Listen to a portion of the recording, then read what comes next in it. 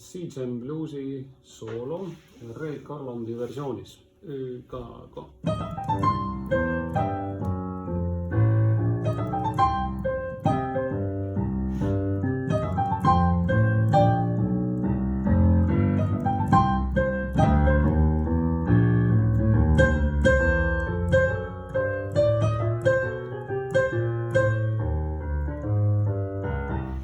Räägin need käigud korraks läbi.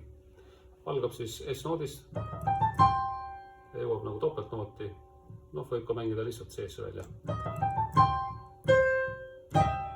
Esimest korda läheb siis nagu niimoodi. Teine fraas. Ja siis teine lõpp.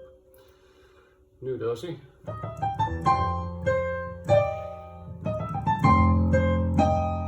Siin vist oli lihtsalt S ja G, kuigi ma võib-olla mängisin niimoodi. Vahet ei ole. Ja kolmas kord läheb, neljas kord. Uuesti see. Ja viimane lõpp.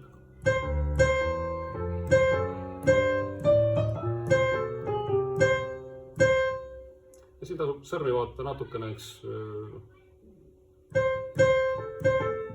Pöidle võib-olla siit. Ja siia kindlasti mõni sõrm, et jõuate nagu pöidla peale siia A-sse.